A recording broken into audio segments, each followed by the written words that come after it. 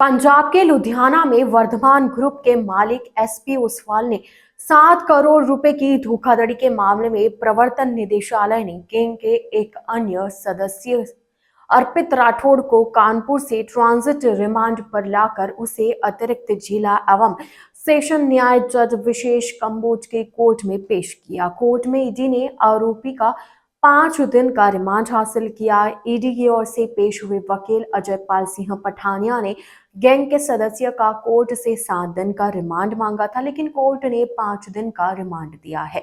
जानकारी के अनुसार इससे पहले इसी मामले में ईडी ने रूमी कालिका को गुवाहाटी से ट्रांजिट रिमांड पर लाकर मनी लॉन्ड्रिंग अधिनियम के तहत अदालत में पेश किया था।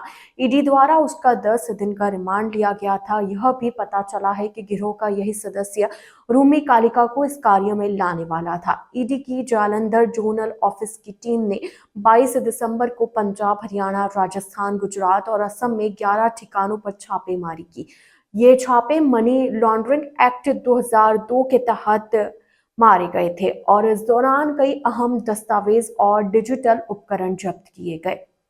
ईडी ने यह जांच लुधियाना के साइबर क्राइम पुलिस स्टेशन में दर्ज एफआईआर के आधार पर शुरू की थी। जांच में पता चला कि सीबीआई अधिकारी बनकर ठगों ने जाली दस्तावेज और अदालती कागजात का इस्तेमाल कर ओसवाल को डिजिटल अरेस्ट किया और उनसे 7 करोड़ रुपए अलग अलग बैंक खातों में ट्रांसफर करने के लिए मजबूर किया। कुल रकम में से 5.24 करोड़ रुपए का पता लगाकर अलग अलग खातों से वापस ले लिए गए, जबकि बाकी रकम मजदूरों और डिलीवरी करने वालों के नाम पर खोले गए फर्जी खातों के जरिए घुमाई गई।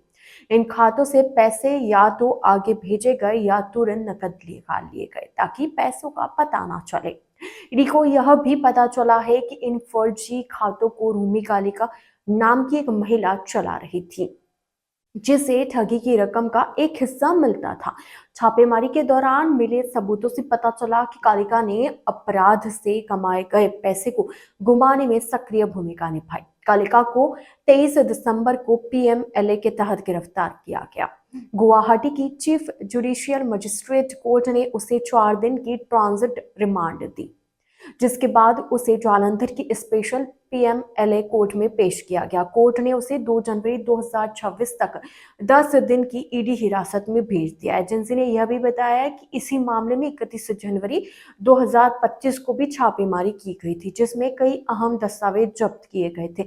मामले की आगे जांच जारी है। जानकारी के अनुसार इससे पहले इसी मामले में ईडी ने रूमी कालिका को गुवाहाटी से ट्रांजिट रिमांड पर लाकर मनी लॉन्ड्रिंग अधिनियम के तहत अदालत में पेश किया था। ईडी द्वारा उसका 10 दिन का रिमांड लिया गया था। यह भी पता चला है कि गिरोह का यही सदस्य रूमी कालिका को इस कार्य में लाने वाला था। ईडी की जालंधर जोनल ऑफिस की टीम ने 22 दिसंबर को हरियाणा, पंजाब, राजस्थान, गुजरात और असम में 11 ठिकानों पर छापेमारी की।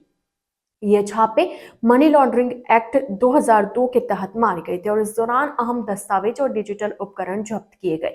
ईडी ने यह जांच लुधियाना के साइबर क्राइम पुलिस स्टेशन में दर्ज एफआईआर के आधार पर शुरू की थी। जांच में पता चला कि सीबीआई अधिकारी बनकर ठगों ने जाली दस्तावेज और अदालती कागजात का इस्तेमाल कर ओसवाल को डिजिटल अरेस्ट किया और उनसे 7 करोड़ रुपए अलग अलग बैंक खातों में ट्रांसफर करने के लिए मजबूर किया। अब इस मामले में आगे की जांच जारी है।